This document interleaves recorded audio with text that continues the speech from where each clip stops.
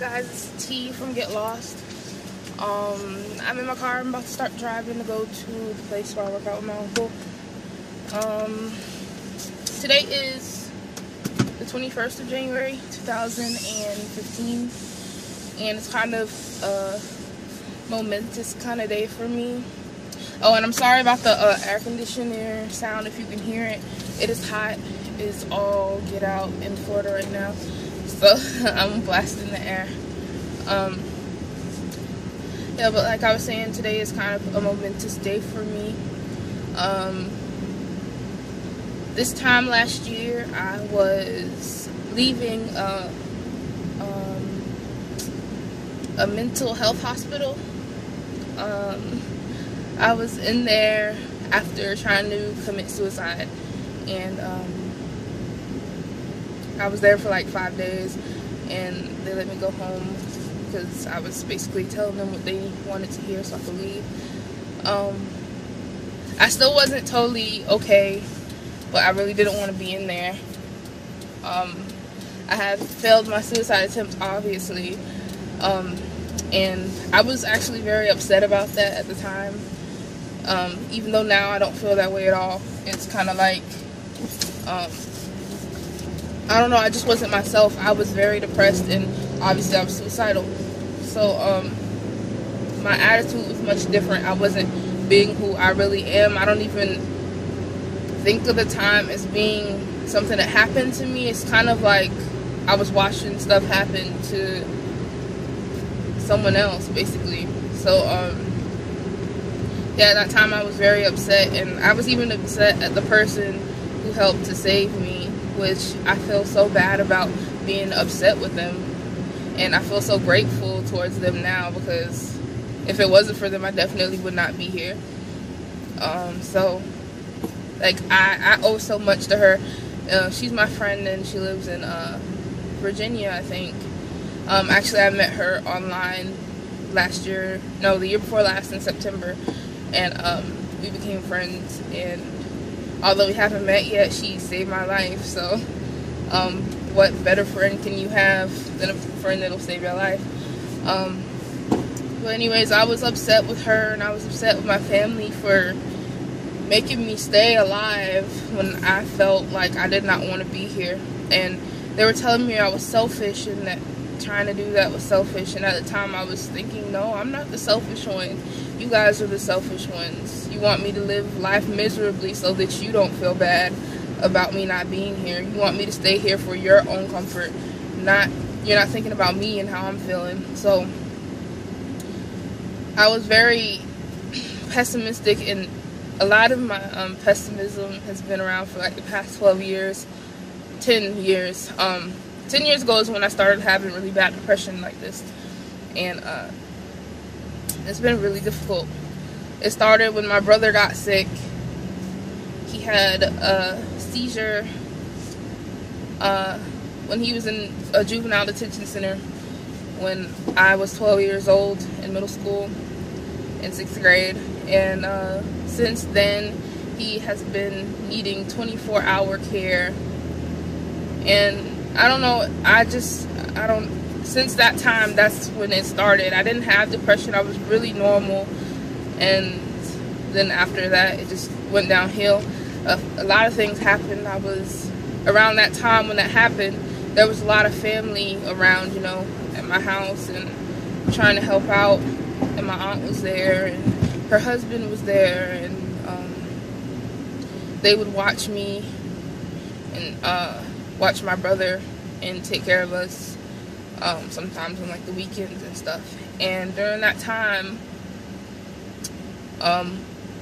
it was a really rough year for me when I think about it. My 12th year, my aunt's husband, he molested me when I was 12, and the thing that made it even worse for me was that when I told my aunt, she did not believe me. And the reason that hurt so much is because she didn't believe me, for one, and two, my whole life she told me if something like that ever happened to me and I needed to tell someone, that I should go to her and tell her what happened. And I did that, and she didn't believe me. So that is a huge part of the reason why I feel the way I feel.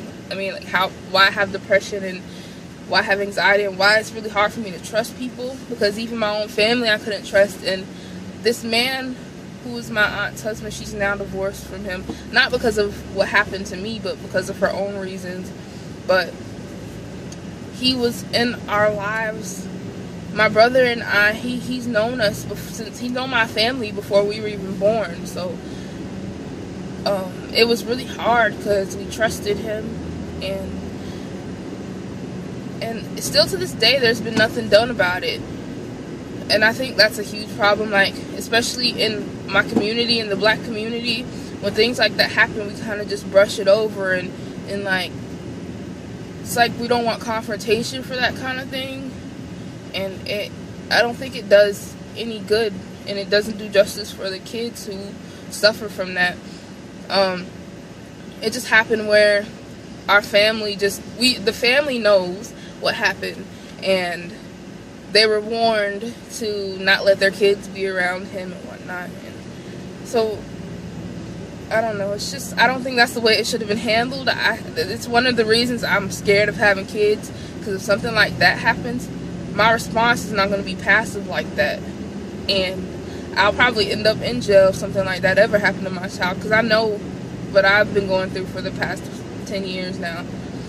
So I'm just going off. But anyways, this is the 1 year kind of anniversary for the time when I left the mental hospital. I had gone there before when I was like 16, and then this time last year I went again. So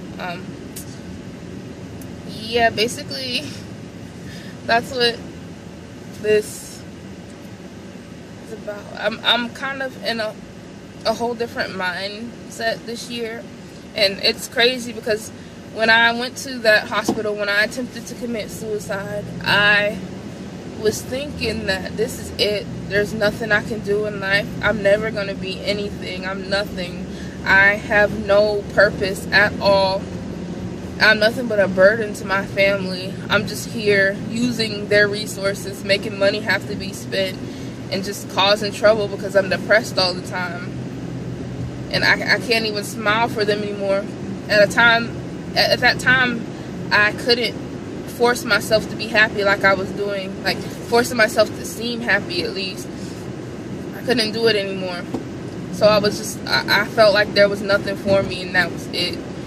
And to come a whole 365, 66 days later and see the things that I'm doing with my life, it may not be the most amazing things. It may not mean anything to other people, but considering that I was going nowhere a year ago, that I was headed straight towards death, and to be feeling the way that I do now, doing the things I'm going to do now, about to embark on journeys that I never imagined I would be able to be on, is kind of amazing to me, and a testament to how far you can come and how much you have in life, and that there's a lot to live for. I know that's so cliche, and I hated hearing that, but it's really true. You don't know what's going to happen. You don't know what you can be or what you can do.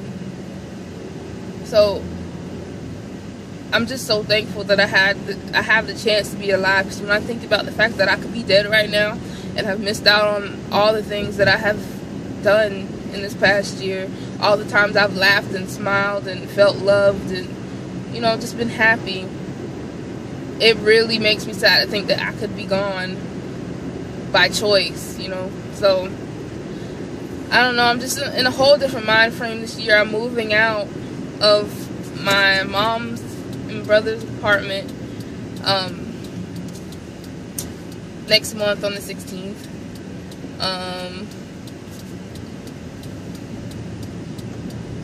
Sorry, I'm driving and like have to go around this truck.